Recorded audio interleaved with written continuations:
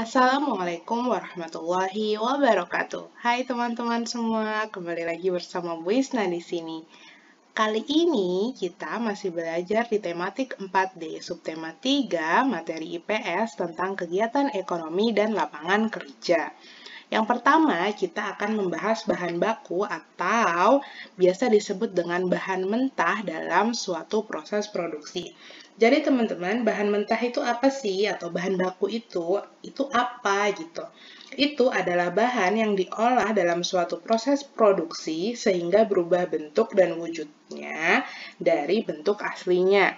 Maksudnya gini, nih, Bu Isna punya contoh di sini. Ini ada gambar pakaian. Bahan baku pakaian itu ada kapas, kepompong ulat sutra, ada serat nanas, ada kulit sapi, dan lain-lain. Nah, kapas ini kan itu bahan bakunya atau bahan mentahnya. Nanti dia diubah dengan cara dipintal menjadi benang, dan selanjutnya dijadikan kain, ditenun gitu.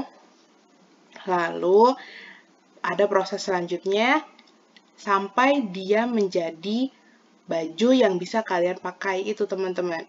Nah, itu namanya bahan baku. Jadi dia berubah bentuk kan. Begitu juga dengan kepompong ulat sutra. Nah, dari kepompongnya itu nanti juga bisa dipintal dan selanjutnya akan diproduksi gitu sampai menjadi kain sutra yang halus sekali dan bernilai jual tinggi. Selanjutnya ada bahan baku buku. Bahan baku buku ternyata juga macam-macam. Ada yang dari pinus, ada yang dari bambu, ada yang dari pohon akasia, dan lain-lain. Sampai menjadi lembaran-lembaran. Lembaran-lembaran kertas itu nanti disatukan menjadi buku, lalu terdapat tulisan-tulisan yang bisa kakak baca dan memperkaya wawasan. Oke, selanjutnya ini untuk yang muslimah nih. Nah, yang muslimah itu biasanya suka memakai perhiasan kan. Dan bahkan bahan baku perhiasan itu juga macam-macam Kak, nggak cuma emas aja, tapi ada juga yang terbuat dari perak. Ada juga yang dihiasi dengan berlian. Dan itu sangat mahal ya teman-teman, dan lain-lain. Masih banyak bahan baku perhiasan di luar sana yang tentunya itu juga mempunyai nilai jual yang tinggi. Next, kita belajar nih contoh nih Kak, salah satu proses pembuatan baju dimulai dari pengambilan bahan baku berupa kapas. Ini adalah kapasnya, yang diambil adalah bunganya.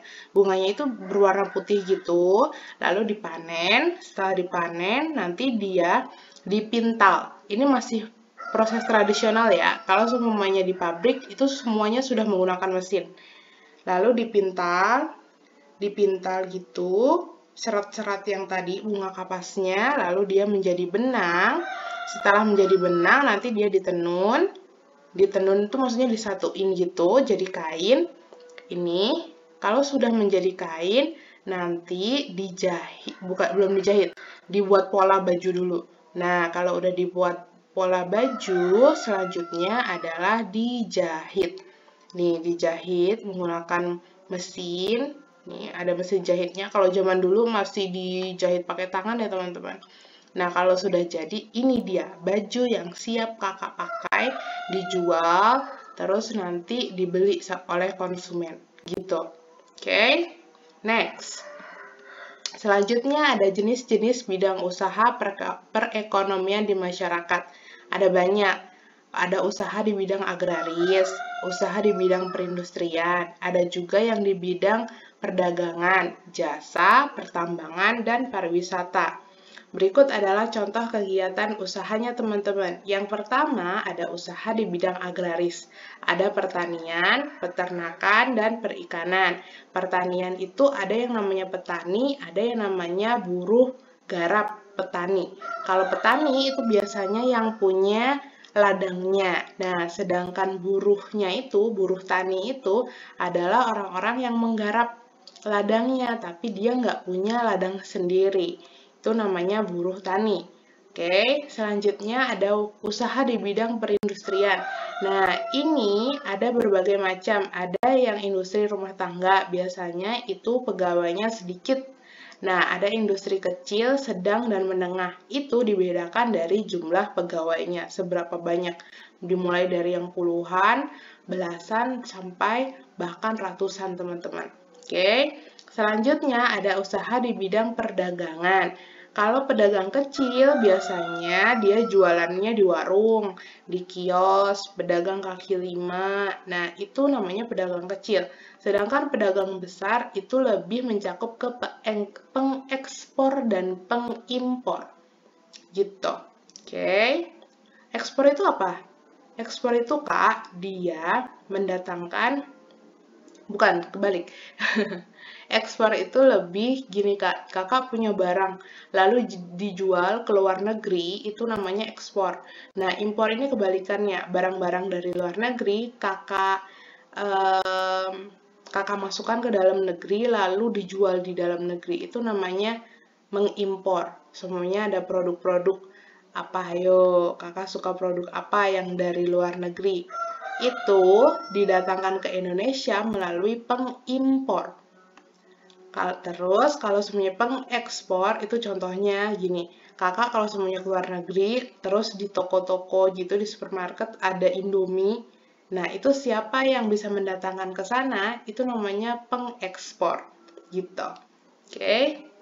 Selanjutnya, ada usaha di bidang jasa. Nah, jasa itu apa, teman-teman? Jasa itu lebih ke seperti guru, dokter, supir bus, tukang cukur, penjahit, dan lain-lain.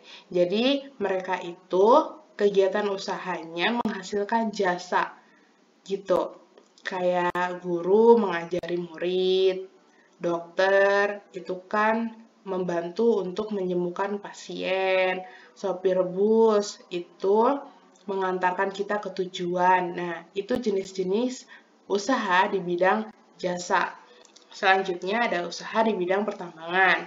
Banyak penambangan kan, ada yang minyak bumi, ada yang gas, ada yang batu bara, pasir, dan ini ada yang dilakukan oleh pihak pemerintah, ada perusahaan-perusahaan BUMN yang punya usaha di bidang pertambangan, ada juga yang swasta, atau bahkan perorangan nih, semuanya pasir tuh. Kalau di kampung Bu Isna ada tuh yang menambang pasir, biasanya terdiri dari 3-4 orang. Mereka berkelompok gitu, ngumpulin pasir dengan cara manual, masih tradisional, nanti diangkut dengan truk, terus dijual ke yang mau bangun rumah. Karena kalau mau buat rumah itu kan butuh pasir. Nah, seperti itu. Itu dilakukan hanya beberapa orang dan biasanya itu usaha di masyarakat, teman-teman.